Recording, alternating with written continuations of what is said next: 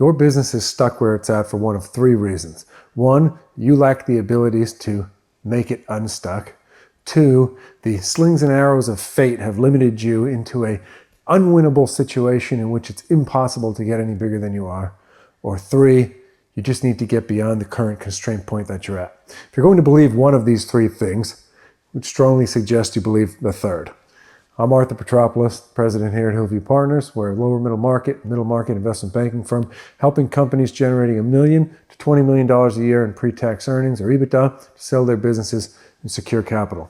And so in today's video, we want to walk through 4 questions you need to ask yourself, 4 constraint points you need to contemplate to keep growing your business. You've grown to a certain point, you're banging your head against the wall saying, how do we get to the next level? And what we found in looking at hundreds and hundreds of businesses is it comes down to one of these 4 things. And really, it's not that you will only experience one, you will experience all 4 of them just at different junctures. So if you think of the growth of a company, there's kind of a 4-legged thing that needs to walk forward, and one leg cannot get that much further ahead of the other 3 at any given point, else otherwise it reaches a bottleneck. And so basically, each variable needs to keep progressing in tandem. What we find is you ultimately have something move ahead, hit a constraint point, and then kind of the lagging variable needs to then move ahead as well. So if you can break down businesses, the 2 main components of this kind of walking creature that we've just described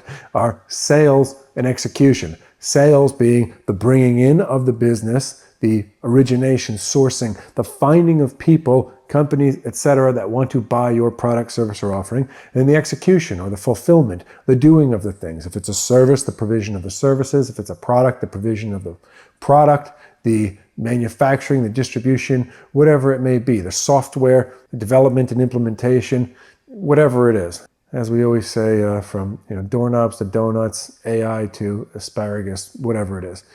Point being is, you have these 2 components growing within a business. And typically what we find is there's a seesawing effect as a business grows. So you start a business, what do you need? You need customers. So you figure out how to get customers. Once you get the customers, you figure out how to do the stuff. Once you're doing the stuff, you say, how do we get more customers? You go out and you implement a system of sales. Once you get the system of sales, you start getting more business than you can handle. Then you need to hire people to execute it. But the point is, one tends to be the constraint point at one time, and then it flips to the other one. And so as you build capacity to execute, you thereby have more ability to sell into that. You want fully utilized execution. You want as optimized as you can on origination. And we said there's 4 questions. So if you feel like your business is at a point of constraint, at a point of growth where it is no longer moving forward, you have to ask yourself one of these 4 questions. And so 2 pertain to sales, 2 pertain to execution. So think high level gating. Is this an execution issue or is this a sales issue? Do we have more clients that we can handle, or do we have not enough capacity to get the things done? And so if you feel that it's sales, here are the 2 questions for sales. And you have to be really honest with yourself when answering these things. 1, do people know we exist? And people could say, yeah, I've talked to like 50 people in the last year. But think of the addressable market that you serve. If it's billions and billions of dollars and you have only talked to 50 people, 100 people, you say, how do you get more of those conversations? There's 5 ways largely that you can market anything in this world. Cold outreach, talking to people you don't know. Warm outreach, talking to people you do know. It could be affiliates, relationships, channels, things like that. Paid ads, advertising, whether it's billboards or LinkedIn. Content, again, that can be radio, talk shows, or YouTube channels. 5 is goodwill and word of mouth. So do you need to tell more people that you exist, that your product service offering exists? Because you have something good, you just need more people to know about it. Conversely, the second question to ask about sales is, does everybody know we exist and they just don't want what we sell? And in that case, you have to kind of go back to the product side of things, the service, the offering, say, is there a way to improve that? Now, candidly, what we've found is that if you have a business that is of a certain size, if you can make $1 million of EBITDA, if you can make $500,000 of EBITDA, if you have 7 figures or more of sales, it is likely that people want the thing that you have. You just have a problem of letting more people know about it. And so, again, the 2 questions for sales are, A, does everyone know we exist? And B, if everyone knows we exist, why do they not want our stuff? It's much more the first problem than the latter, particularly, again, if you've already exceeded the hurdle of $1 million of certainly of profit. Now, secondly, let's pivot to the execution side. So if you say, no, you know what, we've got tons and tons of sales, we just have a problem with doing the stuff, providing the stuff, etc. The questions you have to ask there are, A, do we just need more? And so the people are doing a great job, the product's being delivered in a way that the customer loves, whether it's a service being given to, whether it's a service provided, whether it's a product physically given to them, however it might be, but we just can't keep up with things. It's just going too slow. Well, if it's speed, if it's the ability to just service all of the stuff coming down the conveyor belt, then you just need more. And so the solution to that is more people. Now, conversely, if the product is bad in the sense that the blueprint for it, right, the way the service is supposed to be provided is well spec'd out and you know it works, but I shouldn't say the product's bad, but is the execution of it, is the fulfillment bad? Do people feel like they're not getting enough attention? Do people feel like they're not getting the product's not coming out the way it's supposed to be? That may be a need for an upgrade of the people or an enhancement or bringing in more senior people, more capable people. There are different seasons of a business, and as you kind of move through the minor leagues to the majors, there's going to be some people within the company that elevate their skill set and come along with you, and there's going to be other people that don't want to.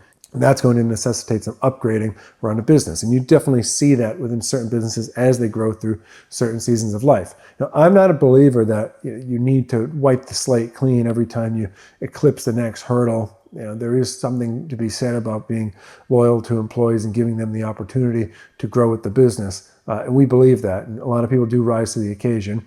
However, to the extent people are not on the same wavelength in terms of the growth and the progress and the trajectory of the business, because there are always going to be some people that just want comfort and no change.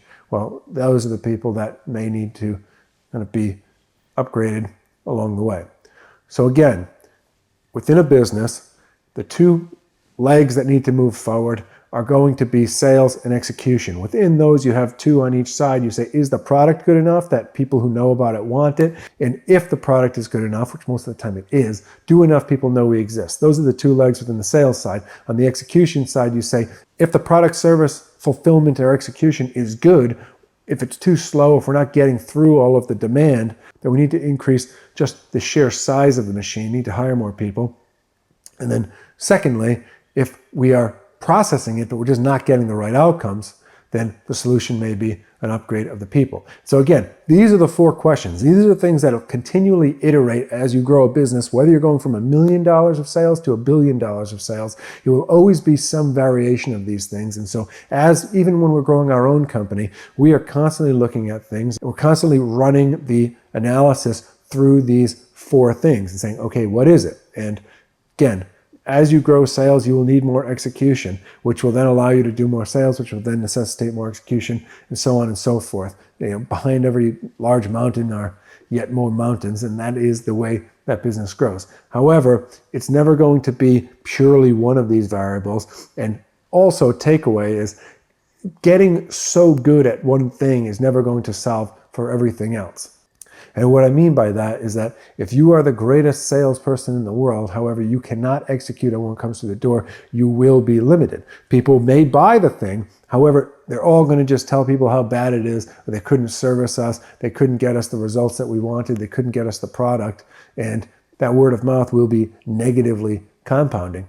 The same way, you might be able to do the stuff exceptionally well, provide the service, but again, all business starts with a sale. If you cannot sell, no one's going to buy it. No one's going to know you exist, and you're going to have this wonderful machine and a perfect product. When you look at the world and see what are the biggest companies in different sectors, they don't necessarily have the absolute best of a thing. They just have the thing that is pretty darn good in conjunction with pretty good sales, right? And so the idea is keep pivoting back and forth, and the honest, deep, dark truth of it is that if you look in the mirror long enough and say, which one of these things is it, you will know, and it's going to be the thing you've been avoiding for a long time. It's going to be the thing that you say, oh, I really didn't want to have to do that, but that is going to be the constraint point of the business. And once you unlock that, you will again kind of zip or move in a upward fashion to that next constraint point, at which point you're going to look in the mirror and say, ugh, I have to do that again.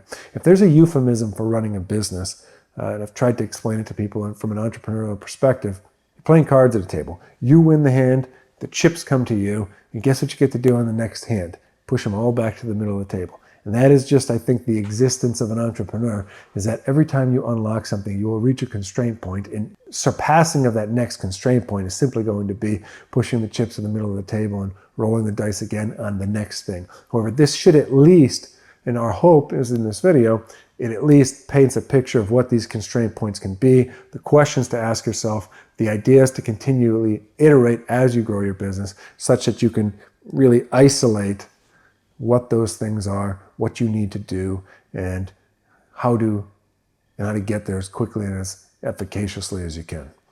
And so that's the thought for today, getting through the constraint points of a business. Hope the week's going well for everyone. Keep pushing forward. God bless. We'll see you next time.